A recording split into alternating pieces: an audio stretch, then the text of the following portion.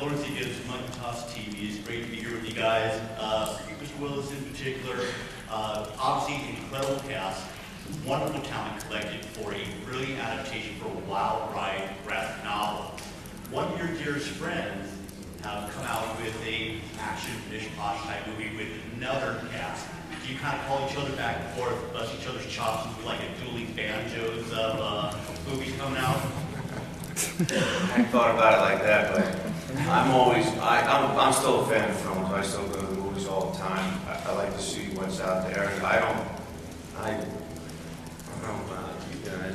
never think that there's any competition between films. I mean, I hear it said, but I root for everybody's film. I especially have a fond place in my heart for graphic novels, for comics, what's really cool to me about coming here and seeing Comic-Con and seeing 7,000 people who all did the same kind of thing is I've never seen it. I've never seen any other slice of the audience that's all in one place and all really excited to be here. And I think it's a really cool thing to see. Did I answer your question? I'm sorry. Oh no, that's cool.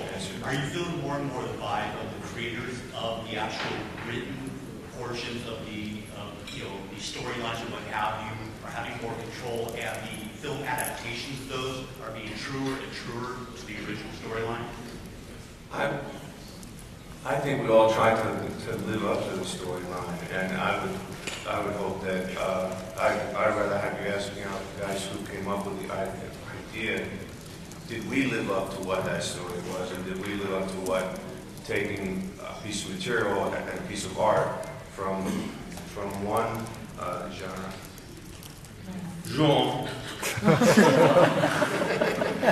translating into another genre. I was always saying it wrong. I was always saying the word wrong, apparently. But genre. But yeah, I think I was always much more interested in what they would think, how a bunch of movie stars would take the story and what they would turn it into. All right. My question is kind of connected to the previous two. The comic or graphic novel world of like Warren Ellis is not one of compromise, if you could say so. Were there any big challenges in transferring that world to a mainstream-ish Hollywood film? And Warren, how much of a hand did you have in the process of the film? Well, I think they were all worried when I told them I knew where they lived. No, right from the start I said, it's got to be an adaptation, not a translation. A graphic novel and a film, these are two very different beasts, and nothing is served by trying to do a direct translation. And in any case, the book's only 66 minutes long, 66 pages long. You try to film in 66 pages, that's 30 minutes if you've got a dance in the middle. So I always knew it had to be expanded. I always knew it was going to be an adaptation, and you go in with the mindset not of, let me protect my baby. It's very like, you go have fun with this now. Go make that, I'm out of the way, you have fun with this, see what you make of it. And the screenwriters, I still think, did an astonishing job of the adaptation. It's wonderful. They've added many new characters, there are many new scenes, obviously, but everything they added speaks directly to the themes and the intent of the original book. They never ever lose sight of that, even when they lighten the tone. So, as the original writer, I couldn't be happier. All right, we only have time for about 2 more questions. Guys, I'm just looking at the tagline again about still armed, still dangerous, still got it. At this point in your career and your life, is there anything that still scares you? I'm sorry. Anything that still scares you? Anything that scares you? That scares me?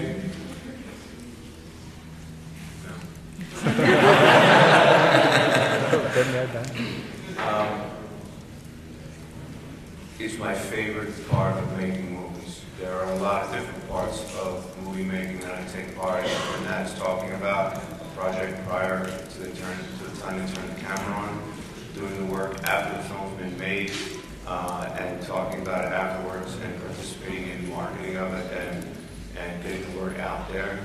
My favorite part is the making of it. And I'm scared every day. I keep thinking that somebody's going to throw me the ball and I'm going to go up the car. Oh, wow. I just messed that up. And not fear so much as excitement, and not that thrill of you have to make something, you have to create something out of 115 typewritten pages and make it be human and lifelike. But I think I'm much more afraid of making a mistake in raising my daughters than I would on any work that I do as an actor. It's a much higher scale of fear that I'm raising. And Helen?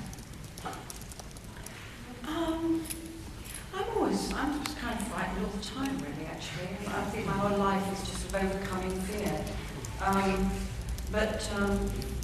First nights in the theatre was really scary. Right now, I'm terrified of the rubbish in New York. Such a mountain of it. Where does it all go? That's scary for.